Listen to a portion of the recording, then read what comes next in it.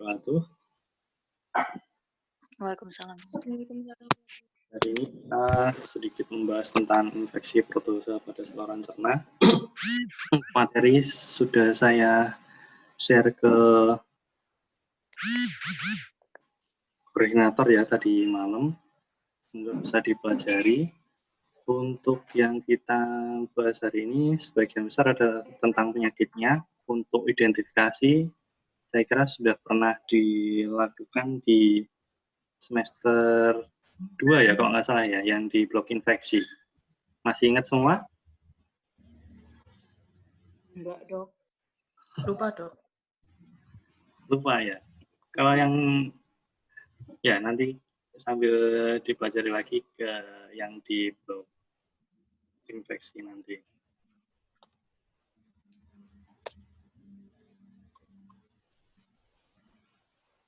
Baik, kita mulai dengan amoebiasis. Screen-nya kalau kelihatan ya? Kelihatan, Dok. Kelihatan, Dok. Ya, amoebiasis sendiri disebabkan oleh amoeba, terutama adalah Entamoeba histolytica. Walaupun sebenarnya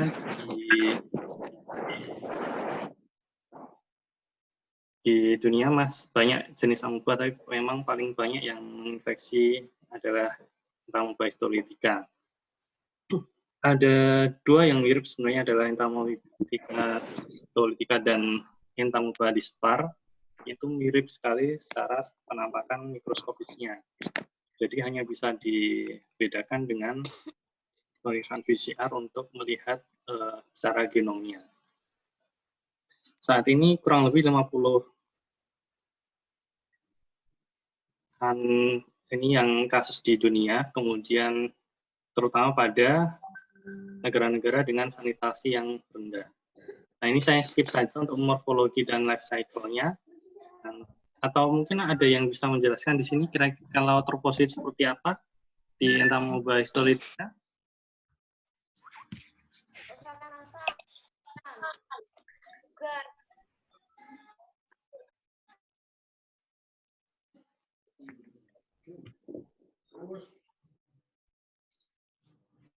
Kalau kista bagaimana?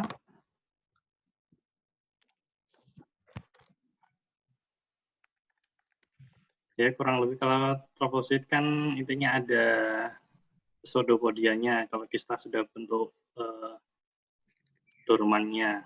Untuk yang menularkan di manusia, terutama kebanyakan pada bentuk kista. Jadi proses penularan pada bentuk kista. Untuk life cycle-nya sudah dulu saya kira di blok infeksi sudah pernah diterangkan. Saya skip saja.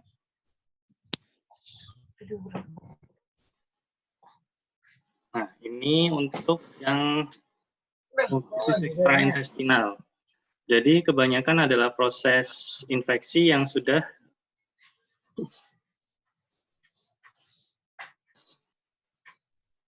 menembus sampai ke dalam mukosa. Nah, ketika sudah masuk ke submukos ini, nanti dia akan menimbulkan infeksi di dalam muka, biasanya menghasilkan pus, dan nanti jadinya apa? Sudah banyak pus, jadi ulkus. Nah, sebagian nanti bisa masuk ke susunan darah, ke vena porta, bisa sampai ke hepar, bisa sampai ke otak, dan lain sebagainya. Nanti bisa menyebabkan ekstraintestinal amoebiasis. Nah, ini bisa sampai ke abses di pleuropulmonar, sampai perianal maupun genitalia. Kalau yang di daerah perianal dan genitalia biasanya adalah akibat dari keluarnya atau menempelnya kista dan troposit yang di daerah sekitar perianal dan itu tidak dibersihkan dengan baik. Bisa juga tetap lewat peredaran darah pun juga bisa. Tapi paling banyak adalah di daerah hepar untuk terjadinya abses amoebiasis ini. Amoeba histolytica biasanya diidentifikasi lewat mikroskopis. Nanti kita di belakang akan kita bahas lagi. Nah, yang mirip secara mikroskopis adalah Entamoeba dispar. Tetapi seandainya ini Entamoeba dispar berarti tidak perlu di treatment karena karena dia tidak virulen. Jadi biasanya yang di treatment adalah yang jenis walaupun nanti untuk pembedaannya biasanya butuh dengan pemeriksaan antigen atau pemeriksaan PCR. Manifestasi klinisnya biasanya adalah colitis, ada abdominal pain, kemudian diare dan mucus distal. Ini yang apa? Diare lendir darah ini yang paling banyak jadi penanda ketika kita anamnesis klinisnya. Ada lendir, ada darah, itu khas untuk amoebiasis. Walaupun nanti pada giardiasis pun juga ada keluar darah, tapi biasanya lebih banyak kalau kita anamnesis secara lengkap lebih mengarah ke amoebiasis. Kalau sudah sampai ke extraintestinal amoebiasis, biasanya demamnya akan lebih tinggi. Nah, lokasi nyerinya biasanya lebih ke arah upper abdominal atau yang bagian kanan atas, karena nanti mengarah ke amoebiasis hepar. Ataupun nanti seandainya disertai dengan sesak, dengan gejala sesak ataupun sering batuk dan nyeri di daerah dada, bisa kita mengarah sampai ke pleuropulmonal amoebiasis.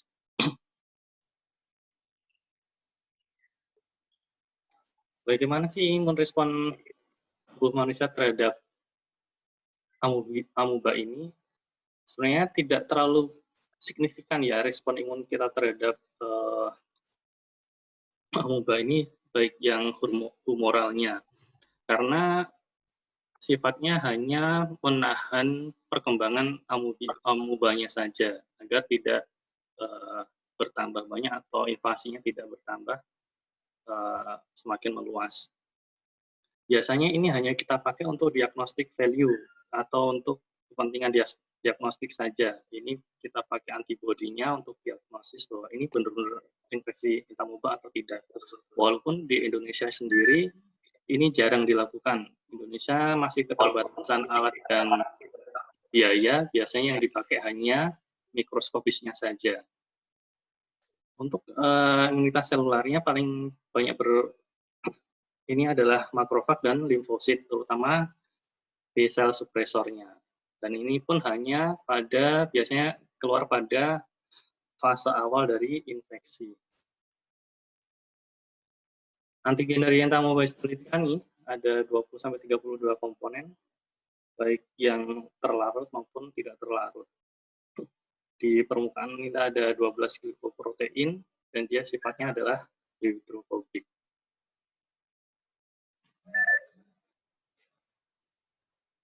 Ini adalah proses pengenalan dari antibodi dari amuba. Jadi biasanya dia lebih bersifat untuk imobilisasi dari amuba itu sendiri. Jadi tidak sampai untuk menghancurkan ataupun membunuh dari amuba. Nah, dari proses ini amuba punya dia punya efek humoral atau dia sistem membebaskan diri dari sistem imun tubuh kita. Karena pada amuba di permukaan dia tadi kan sudah ada 12 glicoprotein dan submolekulnya dia juga banyak. Jadi dia biasanya akan merubah subglicoproteinnya itu sehingga tidak dikenali lagi oleh antibodi kita. Jadi kemudian merubah terus sampai dia tidak dikenali oleh antibodi kita.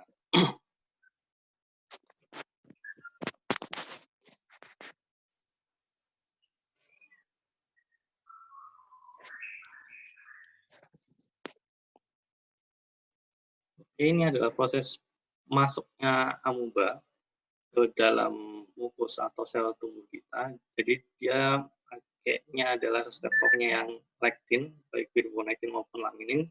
Dia akan attach untuk di permukaan mukosa, kemudian masuk ke mukosa dan bisa masuk sampai ke lapisan mukosa, submukosa. Ketika sudah sampai di submukos, dia akan berkembang belah diri dan bisa sampai ke ekstra intestinal. Ini adalah aktivitas litik dari amuba itu sendiri, ada kemotaksis, adesi, fagositosis, dan intraselular degradasi. Ini kalau sudah masuk ke, biasanya lebih ke kalau sudah di submukos atau di ekstraintestinal. Ini adalah kemotaksis dari sistem imun tubuh kita. Dia akan bergerak ke organ target, kemudian terjadi kontak. Dia berusaha untuk melisiskan target selnya, kemudian mengurangi enzim dan toksin dari amuba. Jika sudah bisa ini, nanti beberapa akan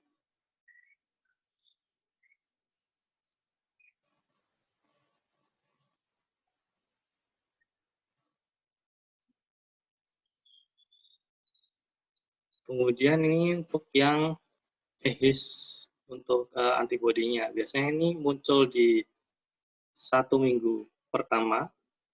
Ini nanti bisa diidentifikasi di intestinal maupun di peredaran darah. Biasanya yang keluar adalah IgA, IgM, dan IgG. Dan ini pada fase akut kebanyakan yang keluar. Untuk IgA ini berarti di mana kalau IgA? Ada yang bisa membantu? Kalau IgA biasanya dia di darah atau di mukosa. Mukosa. Kalau IgM dan IgG? Darah. Darah. Oke, jadi proses IgA ini biasanya dia di submukos. Kadang kalau pada beberapa item infeksi tertentu, walaupun yang terinfeksi adalah di usus, IgA ini bisa terdeteksi di submukosus, mungkin di hidung ataupun di mulut. Tapi kebanyakan tetap diperiksa yang ada di usus. Diagnosisnya biasanya dengan mikroskopis diagnosis. Ini yang ada di Indonesia kebanyakan pakai diagnosis mikroskopis, walaupun ada celah misdiagnosis adalah antara entamoeba histolitik dan entamoeba dispar. Tapi seandainya memang ada gejala klinis, berarti kita mengasumsikan bahwa yang infeksi adalah entamoeba histolitik. Perkecualian ketika kita memeriksa feses, itu ditemukan entamoeba histolitik, kita menemukan seperti entamoeba histolitik, tapi ternyata pasien tersebut tidak menunjukkan gejala klinis mengarah ke amoebiasis, maka kita menganggap itu adalah infeksi dari entamoeba dispar. Ya, karena entamoeba dispar itu sebenarnya tidak menginfeksi pada manusia. Ini bisa kemudian feses di kultur, bisa pakai serologi ataupun pakai PCR yang saya sebutkan di awal tadi. Ini adalah mikroskopis, biasanya kita pakai direct saline. Ini yang sebenarnya akan diajarkan di praktikum di 4.2, cuma nanti kelihatannya akan menunggu sampai bisa kita offline, jadi sudah bisa masuk ke kampus. Jadi belum bisa kita, untuk praktikum ini belum bisa kita lakukan di daring. Khasnya adalah ada erythrofagositosis, jadi ini ada massa kemerahan di dalam. Nah, ini adalah sel darah merah yang difagosit oleh entamoeba histolitik. Nah, kekurangannya adalah dia tidak bisa membedakan antara entamoeba histolitik dengan entamoeba dispar, seperti yang saya katakan tadi. Bisa dengan kultur, cuma kelemahannya adalah butuh waktu yang lama, kurang lebih paling cepat adalah 1 minggu. Ya, jadi dia ada delay untuk pengobatannya nantinya. Jadi terutama pada ekstraintestinal kita biasanya cuma hanya pakai yang mikroskopis agar bisa kita terapi dengan cepat. Ini serologinya biasanya pakai ELISA, yang ada saat ini mungkin ada dari tes lab. Cuma nanti kelihatannya kalau per 2015 kemarin sudah ada beberapa pabrikan lain yang bisa ada di Indonesia untuk mendiagnosis entamuba atau amoebiasis dengan ELISA. Ini hanya salah satu contoh saja. Ini bisa membedakan, cuma nanti kelemahannya adalah ini bisa tetap positif sampai beberapa tahun. Jadi pokoknya ada pasien sudah pernah terinfeksi entamuba histolytica, entamuba dispar, ataupun entamuba coli, dia masih bisa positif sampai beberapa tahun. Jadi bisa menimbulkan false positif pada pasien. Ini yang paling spesifik ya untuk identifikasi dari amoeba adalah pakai PCR. Yang akan mengidentifikasi dari rantai DNA maupun RNA-nya. Nanti bisa pakai real time PCR, pakai SELA, ataupun pakai SAF PCR. Nah, yang di Indonesia kebanyakan pakai, minimal ada pakai PCR. Belum banyak yang memakai real time PCR. PCR biasa pun sudah bisa mengidentifikasi untuk entamuba ini.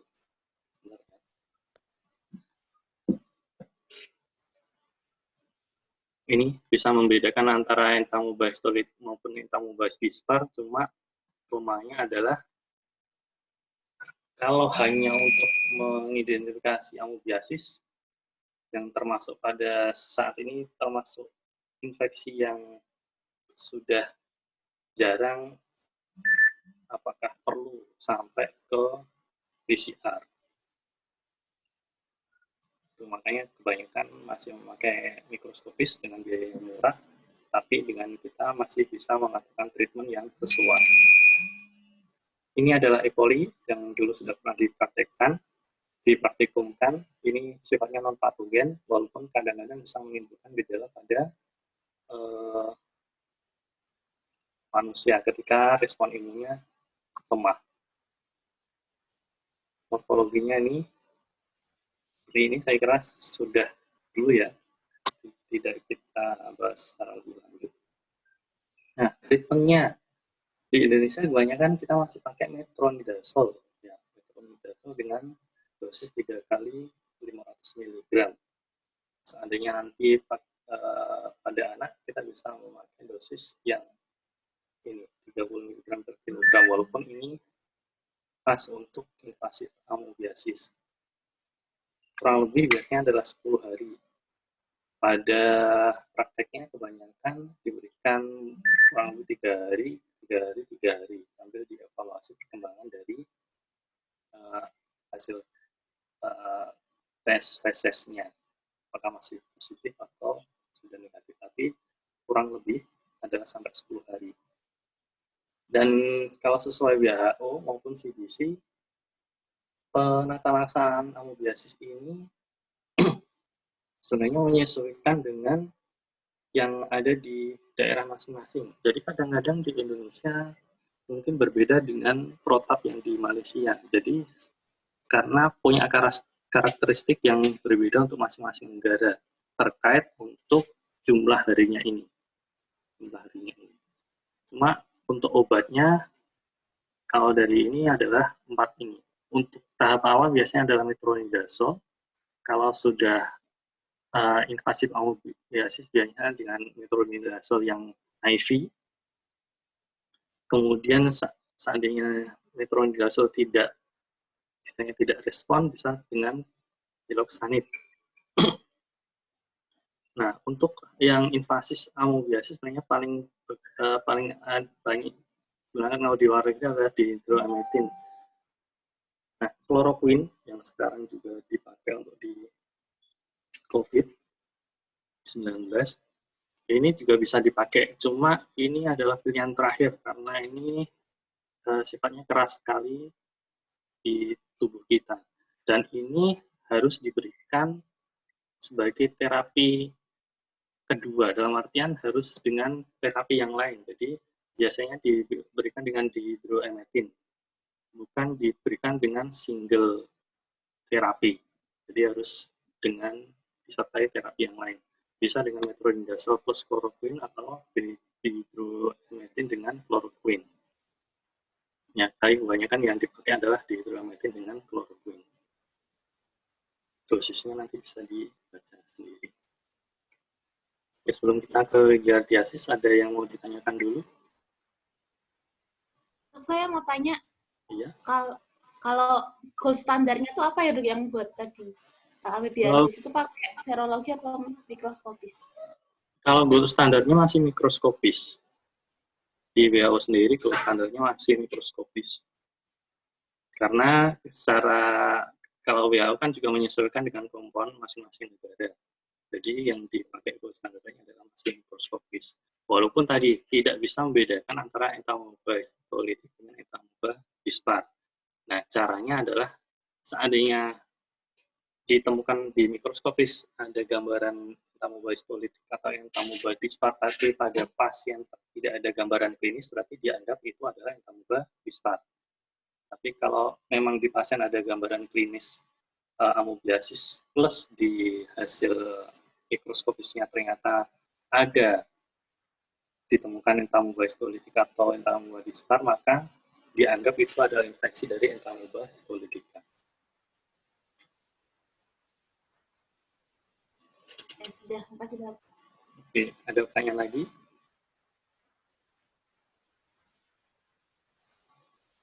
Dok, satu lagi sama tadi perbedaan klinis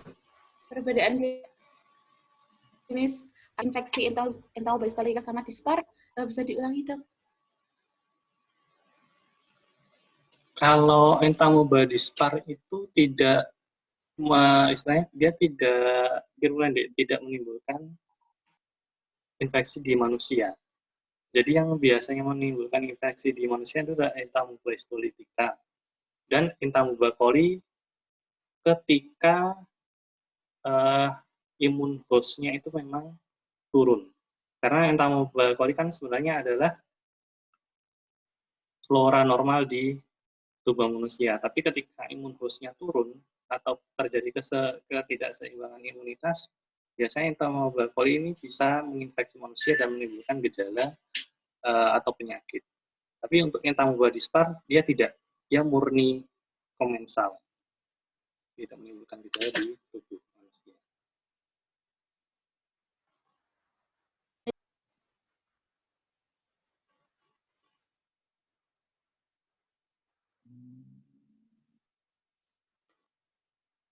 Saya break sebentar ya.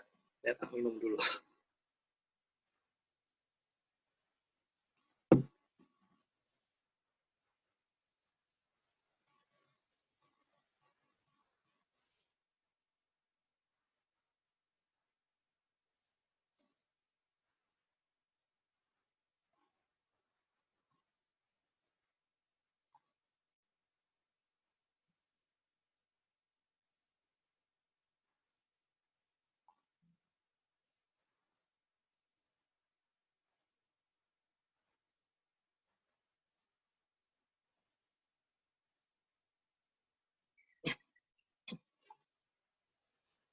Oke, kita lanjut lagi ke giardiasis. Ada pertanyaan lagi atau kita cukupkan untuk amoebiasisnya? Lanjut ya. Oke. Kita lanjut ke giardiasis.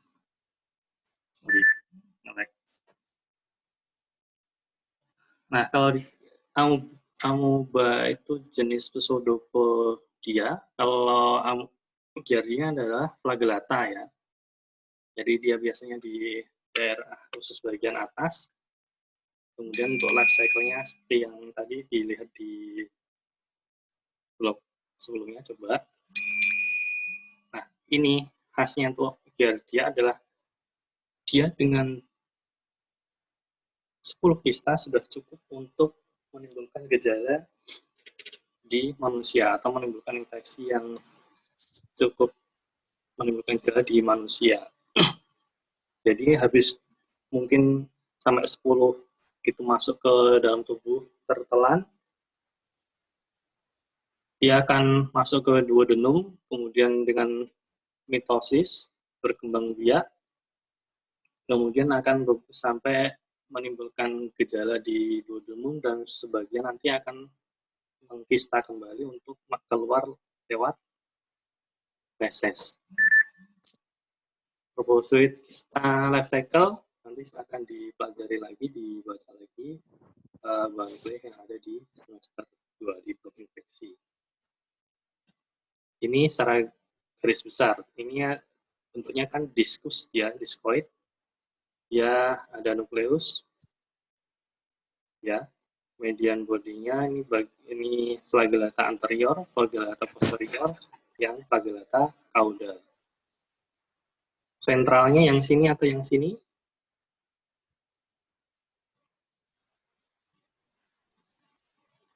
Masih ingat atau tidak? Sentralnya yang ini rata atau yang mencembung?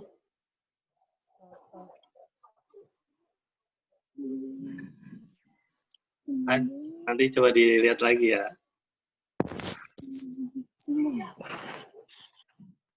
Ini susunannya. Kalau skeletalnya terdiri dari banyak mikrotubulus. Ini gambaran secara skematik dan secara mikroskop molekulernya. Kista gambarnya seperti ini, intinya biasanya sudah ada dinding dan nukleusnya ada 4, dan ini adalah resisten terhadap klorin ya. Ini satu-satunya protozoa yang pada usus yang dia resisten dengan klorin.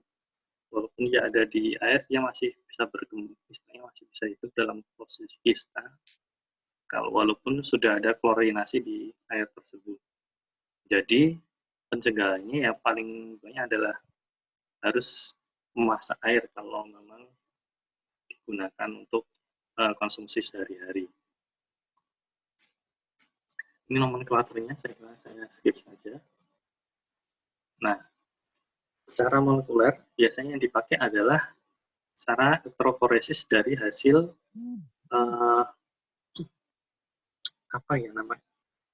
usapan dari cairan di usus ya.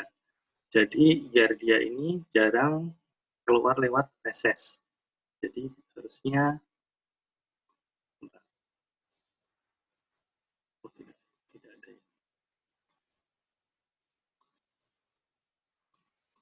Nanti di belakang.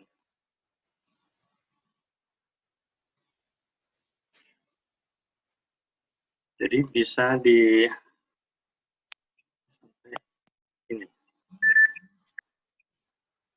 Jadi kebanyakan harus pakai swab yang hasil dari usus. Nanti bisa dikolek dari, ini bisa di air minumnya, ataupun makanannya, ataupun bisa di fekal. Tapi cuma di fekal biasanya jarang kelihatan.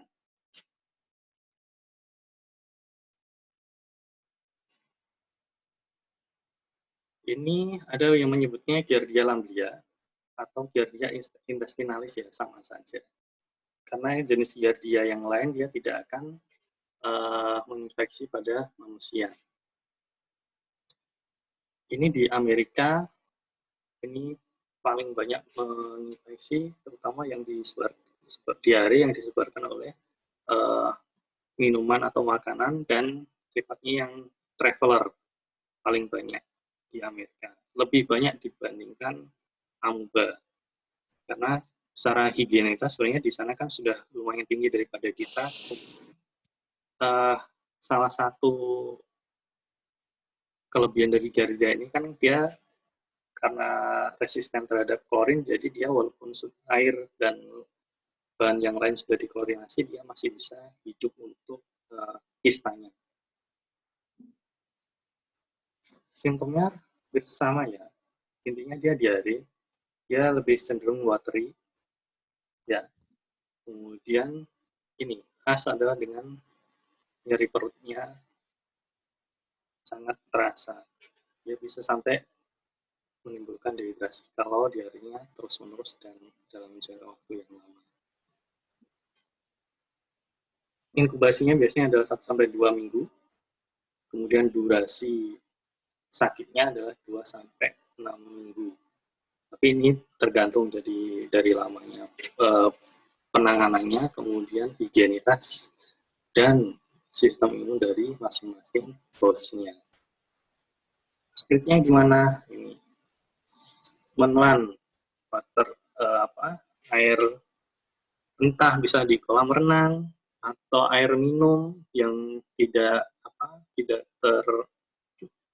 tersterilisasi dengan baik, bisa dengan makanan yang tidak dimasak, atau mungkin bisa ditemukan di tanah yang terkontaminasi. Siapa yang punya resiko? Semuanya, tapi terutama pada anak-anak, pada traveler, kemudian yang dia berinteraksi di luar, terutama yang di alam. Ya. Ini pilihan obatnya, pertama, terutama adalah kita pakai adalah metronidazole. Ini yang ada di Indonesia banyak sekali, dan mungkin beberapa terapi dari prazolidon ini juga ada di Indonesia. Tapi yang lain, tinidazole ini masih jarang, perinidazole, vinagrin, dan kalau paramomisin ini sudah ada di Indonesia, tapi juga masih tidak terlalu banyak. Paramomisin jarang dipakai karena nephrotoxic ini. Dan efikasinya sebenarnya juga cuma 55%. Ini kebanyakan yang dipakai di Indonesia adalah metronidazole dan prazolidon.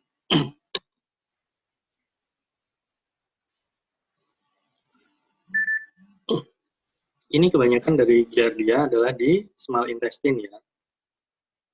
Nanti bisa sistem imun akan mulai bisa mengenali pada beberapa hari. Tapi setelah itu kita tetap butuh obat untuk mengeliminasi dari Giardia ini. Biasanya akan menimbulkan lokal inflamasi pada daerah usus, dan itu yang nanti ya mengganggu penyerapan, kemudian bisa menimbulkan diare, bahkan bisa sampai menimbulkan nyeri perut. IgM dan IgA biasanya yang paling banyak terlihat di infeksi Giardia, ya, terutama pada fase akut. Itu pada fase akut, kemudian IgA nanti pada fase akut. Kalau antibodi di dalam perutnya tidak terlalu banyak, karena jadi tidak bisa dipakai untuk diagnosis.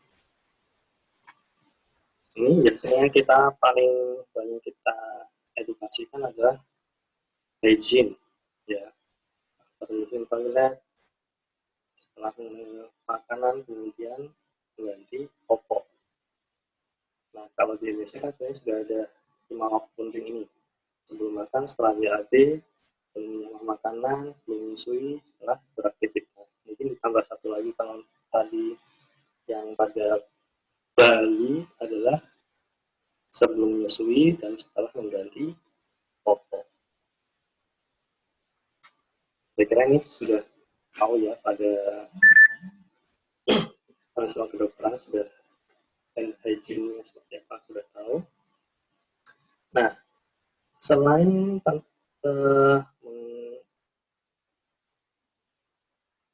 membasuh atau mencuci tangan, kemudian makan makanan yang matang, maupun air maupun makanan yang matang, ini juga jadi salah satu penularan, terutama yang di US. Jadi apa ini berarti? Kebanyakan ini pada analsek atau analsek yang sampai ke daerah anal. Nah, ini bisa menularkan dari Giardia ini. Prevensinya saya kira sudah tadi ya.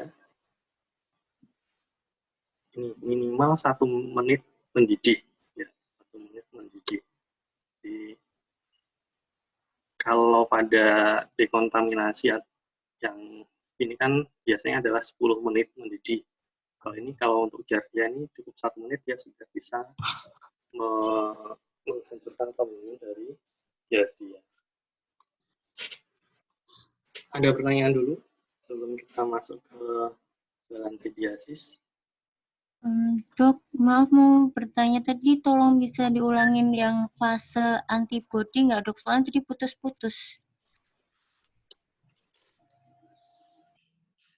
Yang mana? Yang IgM waktu fase akut apa ya? Yang Yang ini? sebelum, iya ini. Sama tadi ada lagi yang setelah ini apa sebelum ini ya? Yang IgM Setelahnya. juga. Nah ini juga. Yang depan sama yang ini. Yang dua-dua slide itu tadi. Oke. Dari sini. Iya. Ya. Ini, jadi yang paling berperan adalah T-cell ya, Dek, untuk mengontrol infeksinya, dalam artian untuk nanti membunuh ataupun mengeliminasi Giardia di tubuh. Ya, yang berperan untuk sel selulernya adalah T-cell.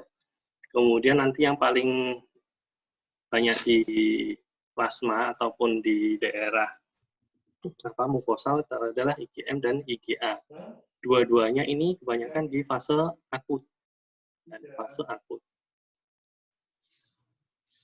Untuk plasma sel dan ini kan nanti biasanya hanya keluar di limfoid daerah usus saja. Kelenjar getah kuning di daerah usus saja. Tapi kalau yang IgM dan IgA ini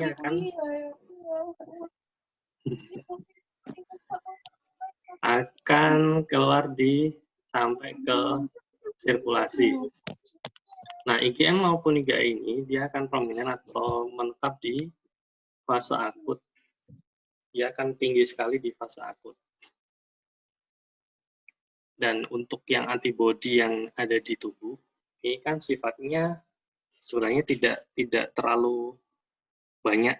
Jadi kebanyakan kalau IgA ini kan dia ada di mukosal. IgM ini ada tinggi, tapi sebenarnya tidak cukup tidak cukup tinggi untuk diidentifikasi lewat pemeriksaan antibodi. Jadi biasanya antibodi ini tidak digunakan pemeriksaan antibodi, baik ELISA ataupun dengan metode yang lain tidak banyak digunakan untuk pemeriksaan giardiasis ini.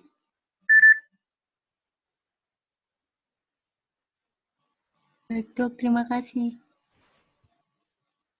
Ada pertanyaan lagi?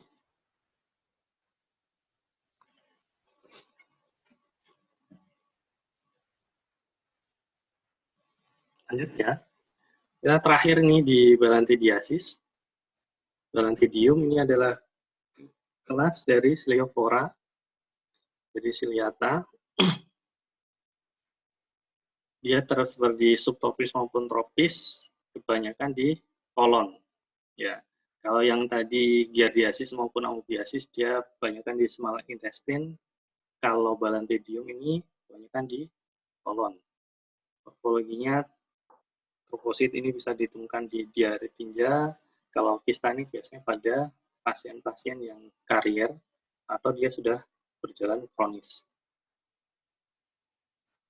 Ini morfologinya, spesifik aja saya kira bisa dibaca lagi nanti di yang infeksi.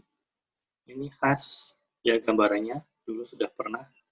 Ini ada esophagus, lubang esophagus, ini dengan ini yang besar, inti yang besar. Kalau pada kista dia biasanya berbentuk ginjal.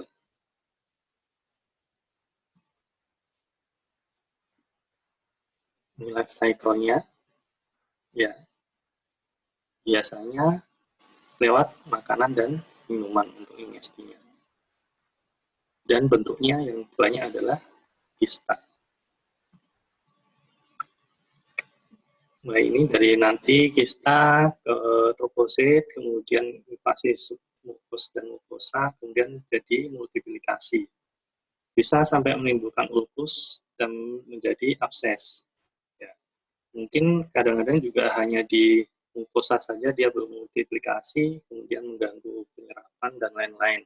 Tetapi sama seperti amoebiasis, dia bisa sampai menginvasi sampai ke submukosa, bisa sampai menimbulkan abses. Pada kasus berat, ini terutama pada yang imunitasnya turun atau dengan penyakit penyerta yang lain, dia bisa sampai ke gangren.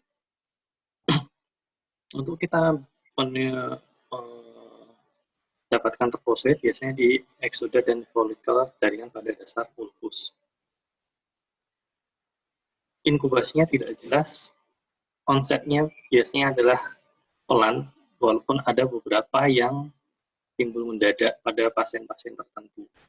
Bisa asimptomatik maupun bisa simptom. Pada fase akut biasanya diare encer dengan lendir dan darah. Sama ya, amuba itu kan bisa menginvasi ke submukus. Begitupun juga balantidium. Jadi khas untuk klinisnya mungkin hampir-hampir mirip.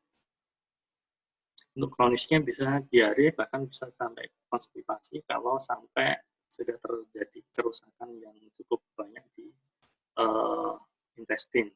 Ada nyeri kolon dan anemi. Jadi nyerinya di perut bagian bawah terutama. Kalau yang amuba khasnya adalah nyeri di daerah upper dari intestinum. Kalau berat bisa sampai perforasi usus sampai peritonitis. Komplikasi sama bisa ke liver abscess. Ini kalau ini bisa sampai ke vaginitis dan tractus urinarius. Karena kalau untuk yang amuba kebanyakan dia lebih ke organ-organ dalam. Nah, ataupun organ-organ yang di sekitar dari anus. Nah, diagnosisnya kalau balantidium ini pada tinja bisa ditemukan trombosit maupun kista, tetapi ini jumlahnya biasanya sedikit. Paling banyak ditemukan kalau dipakai ngambil dari sigmoidoskopi atau endoskopi yang intestinal. Itu diambil swab dari sana, diambil tadi di dasar ulkus atau di dasar lukanya, di swab kemudian dilakukan pemeriksaan mikroskopis. Ini diagnosisnya pada stoolnya atau pada jaringan yang dipakai pada endoskopi. Ya. Nah ini, balantidium coli itu kebanyakan, kenapa saya bilang trofosit maupun kistanya jarang, karena ya kebanyakan ketika sudah sampai ke luar kolon, kebanyakan langsung hancur. Banyak harus diulang. Biasanya kalau di ONS atau di ngodik ini dilakukan sampai 3 kali pemeriksaan untuk memastikan bahwa ini memang bukan balantidium coli. Terapinya ini kebanyakan ada pakai tetrasiklin ataupun metronidazole. Jadi sebenarnya secara kalau gampang, makanya ini jadi neglected disease sebenarnya karena 3 item ini, baik yang balantidium, baik kemudian giardiasis maupun amoebiasis, ini bisa dipakai dalam metronidazole semua. Makanya kebanyakan dokter itu jarang memeriksakan untuk hasil fesesnya, untuk diperiksa mikroskopis, karena kalau secara klinis ada lendir darah dan ada riwayat diare yang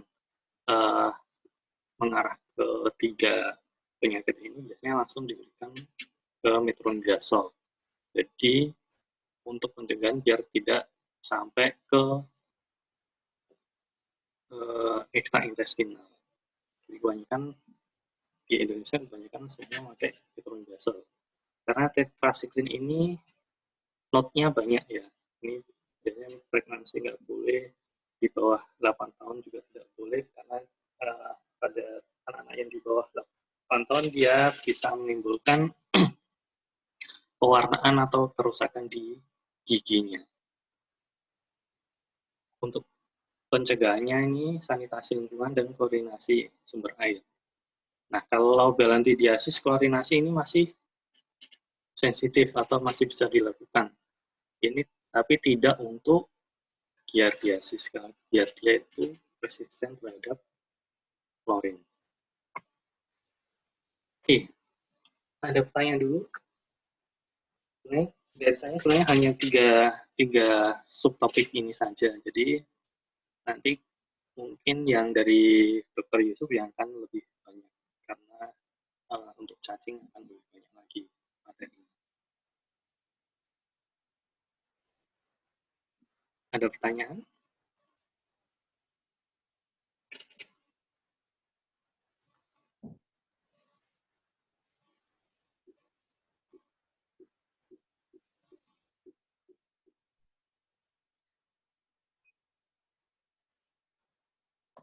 Dok, izin bertanya, Dok. Ya. Tadi saat melakukan pemeriksaan balantidium, mengapa pemeriksaan itu harus dilakukan berkali-kali sampai minimal harus dilakukan 2 kali pemeriksaan itu? Karena tadi balantidium ini kebanyakan istilahnya tidak banyak sampai keluar dari feses. Jadi ketika keluar dari feses itu jumlahnya sedikit deh. Dia kebanyakan ketika keluar dari kolon itu dia sudah terdegradasi atau dihancurkan pada prosesnya. Makanya kebanyakan untuk diagnosisnya itu dilakukan langsung pada lokasi ulkusnya. Jadi pakai endoskopi.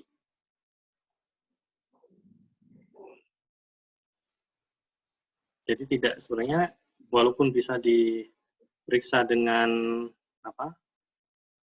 dengan mikroskopis di feses bisa, cuma kalau sekali ditemukan positif itu bisa kita langsung bilang itu positif. Tapi kalau negatif disarankan dilakukan 3 kali pemeriksaan agar untuk memastikan bahwa itu benar-benar negatif. Jadi tidak harus 3 kali ya. 3 kali itu seandainya pada pemeriksaan pertama atau kedua itu ternyata negatif, itu harus diulang sampai 3 kali. Tapi kalau sudah pertama, kedua itu ternyata ditemukan positif, ya nggak perlu sampai 3 kali.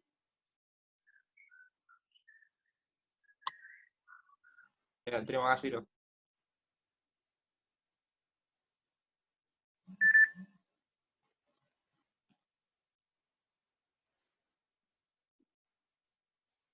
Ada pertanyaan lagi?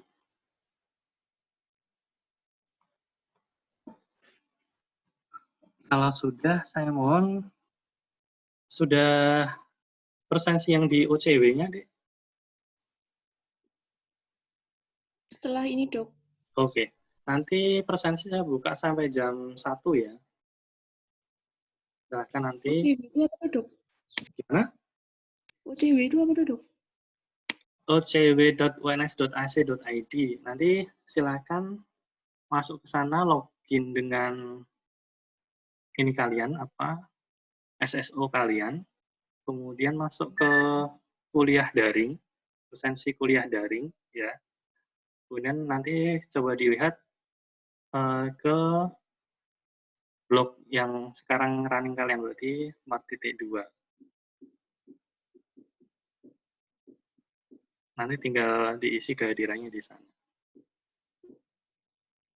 Nanti seandainya tidak berhasil, nanti saya dihubungi saja via WA lewat Corbitnya, tapi seharusnya sudah bisa diisi. Karena sudah saya buka untuk presensinya. Baik, Dok. Baik. Ya. Jadi itu istilahnya saya jaga-jaga untuk selain yang presensi manual. Jadi presensi manual nanti tolong tetap diinikan ke saya, kemudian saya jaga-jaga untuk karena dari universitas juga salah satu item atau opsinya itu dengan daring yang di OCW, ya kita coba dengan OCW. Jadi dua pilihan kita lakukan semua saja.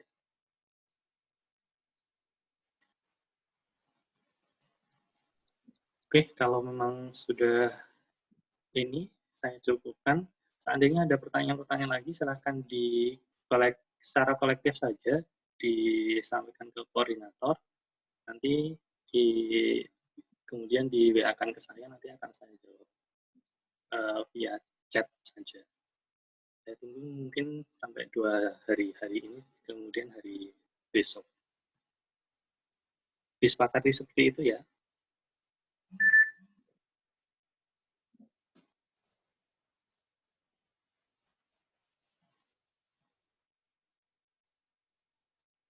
Oke, kalau sudah